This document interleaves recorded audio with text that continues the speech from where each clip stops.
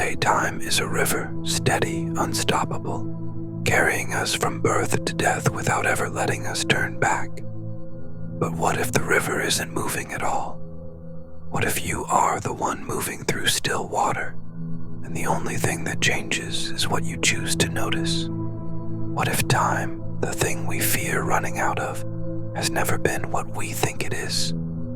The truth is stranger than the ticking of a clock, and once you understand it, you'll never look at a single moment the same way again. It began for me on a colorless afternoon, the kind where the sky feels low and heavy, and the air tastes faintly of rain before the storm arrives.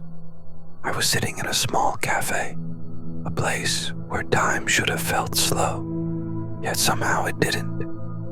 Through the rain-speckled window, I watched people rush by, phones pressed to ears, feet splashing through shallow puddles, faces tight with purpose, each one locked into some destination they hadn't yet reached. No one looked up. No one really seemed to be there.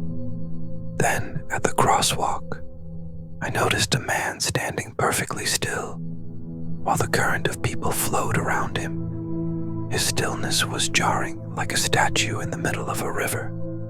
For a fleeting second, our eyes met, and I felt as if he was truly seeing the world, while the rest of us were just passing through it. That moment lodged in my mind like a pebble in a shoe.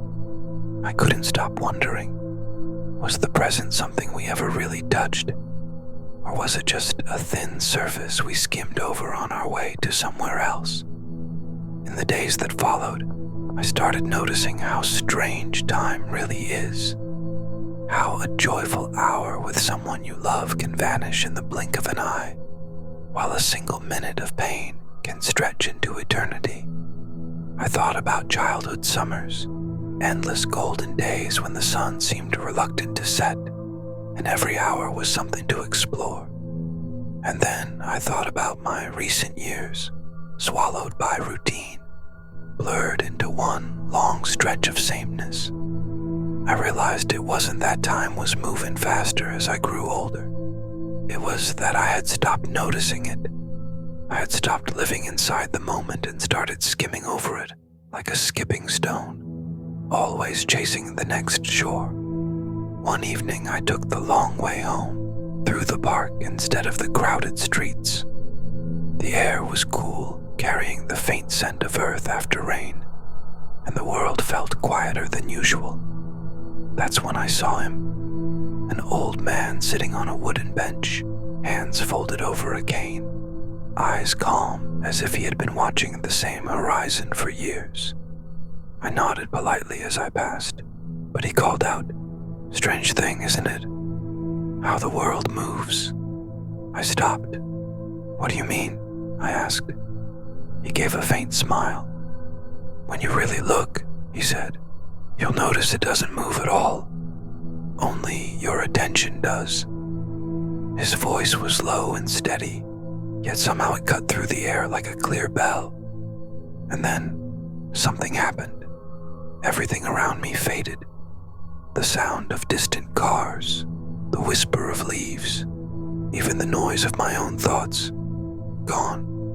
For that moment, it was just the two of us, the texture of the air against my skin, the sunlight resting on the edges of the leaves, the sound of my own breath. Time didn't feel slow or fast. It didn't feel like anything at all. It simply wasn't there. Before I could ask him more, he looked back toward the horizon, and I continued walking. But the feeling stayed with me. After that day, I began experimenting. I would stop in the middle of a busy sidewalk and just listen. I would count the breaths between my steps. I would study the way sunlight fractures through glass, or how rain moves slower when you truly watch it. And I discovered something remarkable. Time expands when you notice it. The more you pay attention, the more life fits into a single minute. My happiest memories, I realized, had never been measured in hours or days, but in depth.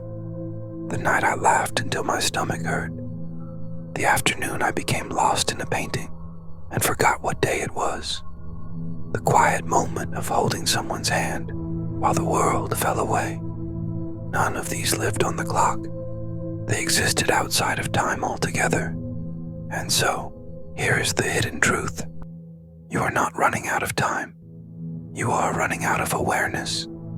Every time you replay the past or rush toward the future, you abandon the only thing you've ever truly had. This moment, right now. Time is not your cage, and it is not your master.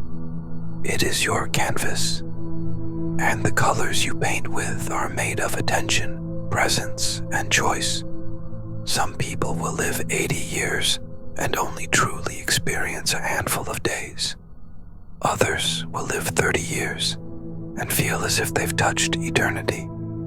The difference is not in the number of their years, but in the depth of their noticing. So slow down. Let yourself feel the texture of life. Notice the way the air smells before it rains, the way light falls on a stranger's face, the way your own breath sounds in a silent room. Because when you start living like this, you stop counting time and start inhabiting it. And when you inhabit time fully, you may find that reality is not what it seems. It is deeper, wider, and infinitely more beautiful than the clock will ever let you believe.